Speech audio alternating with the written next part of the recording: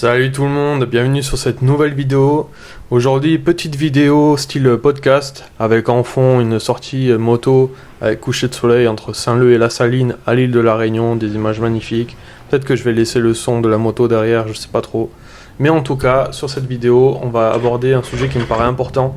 C'est toutes les questions qu'on peut se poser quand on souhaite passer sur un custom et en particulier une Harley-Davidson. Pourquoi j'ai décidé de faire cette vidéo? Tout simplement parce qu'il y a beaucoup de questions qu'on se pose quand on veut passer sur une Harley-Davidson. C'est des motos qui sont pas comme les autres, c'est pas des motos japonaises, c'est pas des motos anglaises. Il y a un peu un mystère autour des motos américaines, c'est un autre monde et c'est vrai qu'on a plein de questions sur la garde au sol, qu'est-ce que ça veut dire au quotidien, sur les entretiens, etc., etc. Donc, on va en discuter aujourd'hui. La première chose que vous devez savoir quand vous voulez acheter une Harley-Davidson, c'est que ce sont des motos où il y a zéro plastique. Alors c'est très bien, ça fait rêver, beaux matériaux, c'est des motos qui sont lourdes justement pour ça, mais ça veut dire que sur l'entretien et sur le stationnement, on va dire, il va falloir être hyper rigoureux. Je m'explique. Si vous avez l'habitude de laisser votre moto en extérieur, sous la pluie, etc., là, ça va pas être possible parce qu'en fait, votre moto, elle va rouiller. Il y a la corrosion qui va se faire, vous allez avoir du verre marin partout, la corrosion sur le guidon, sur les cale-pieds, sur les échappements, sur le cadre. Donc la première question à vous poser quand vous souhaitez acheter une Harley-Davidson, c'est est-ce que je suis en capacité de pouvoir la garer dans un endroit sec? Parce que si vous voulez la mettre sous bâche par exemple, c'est possible. Par contre, ça veut dire que vous allez utiliser votre moto très régulièrement. Vous ne pouvez pas faire l'hivernage d'une moto comme celle d'une Harley-Davidson sous une bâche. Vous ne pouvez pas la laisser 4-5 mois sous une bâche, sous la pluie, sous le froid, pas du tout ventilé, c'est sûr qu'elle va prendre la corrosion. La deuxième chose qu'on doit savoir, c'est qu'il vous faut absolument accéder à une prise électrique.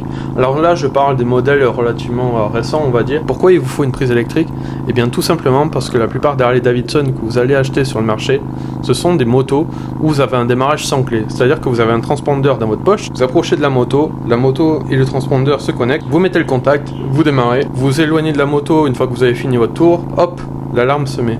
Parce qu'en fait, le souci qu'on peut avoir avec la Harley-Davidson, c'est l'alarme. L'alarme qui va fonctionner en permanence dès lors que vous n'allez plus utiliser votre moto. Et cette alarme, progressivement, en fait, elle va décharger votre batterie.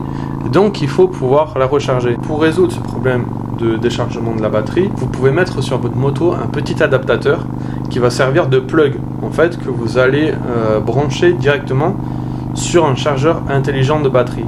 Pourquoi un chargeur intelligent de batterie? Parce que tout simplement, ce chargeur ne va pas envoyer en tension continue dans votre batterie, même si elle est pleine. En fait, il va mesurer le niveau de charge et il va ajuster ce qu'il envoie à la batterie. Ça permet de faire l'entretien et avec ce système-là, vous pouvez très bien garder une batterie 6, 7 ans, 8 ans, 10 ans.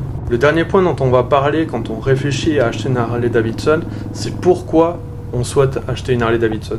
Si vous voulez acheter une Harley-Davidson, c'est parce que vous voulez une Harley-Davidson. C'est pas parce que vous voulez acheter une moto. Si vous voulez acheter un roadster, en fait, vous allez faire le tour un peu du marché, vous allez en trouver un qui vous plaît et bingo, vous allez partir avec. Vous n'êtes pas attaché en fait aux spécificités de cette moto-là. C'est-à-dire qu'une Harley-Davidson, vous allez l'acheter pour le nom, pour le symbole, pour tout ce que ça représente, parce que c'est des motos qui sont belles, qui sont lourdes, qui ont beaucoup de couple, qui ont un bruit particulier, et en fait c'est tout ça que vous voulez quand vous achetez une Harley-Davidson. Mais je pense aujourd'hui, et de plus en plus, ces motos représentent en fait dans notre imaginaire et pour les enfants qu'on a été, ce que c'est une moto. C'est-à-dire que c'est gros, ça fait du bruit, ça vibre, et voilà, en fait c'est juste un kiff à conduire.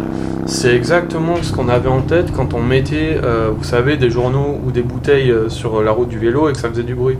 C'est exactement ça qu'on cherche quand on achète une Harley-Davidson.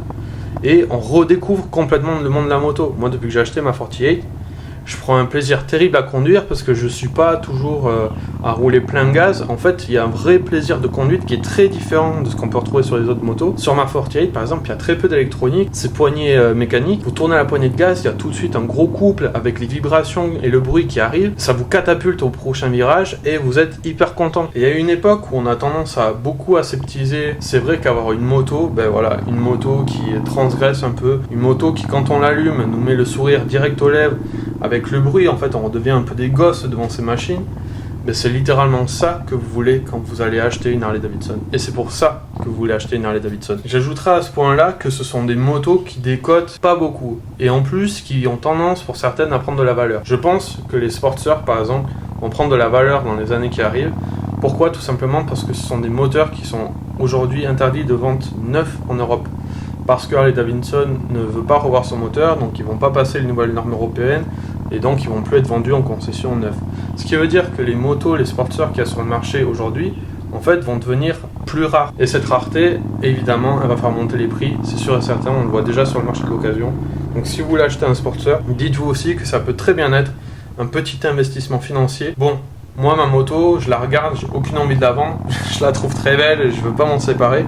Mais c'est vrai que c'est quelque chose qui m'a traversé l'esprit de me dire, peut-être que pour une fois, j'achète une moto sur laquelle je vais pas beaucoup perdre d'argent et peut-être même que je pourrais en gagner parce que c'est un bel objet. C'est voilà, les Harley-Davidson, ça fait partie de ces motos qu'on regarde et où il y a l'amour aussi du bel objet. Et surtout, c'est des motos en plus que vous pouvez vraiment mettre à votre goût. Vous pouvez changer tout, même l'inclinaison du réservoir si vous voulez, vous pouvez absolument tout modifier sur ces motos et c'est ça qui est vraiment chouette chez Harley. Voilà, c'est une petite vidéo courte, j'espère que ça vous a plu, j'espère que le visuel vous a plu parce que c'est un vrai plaisir de rouler ici avec le coucher du soleil.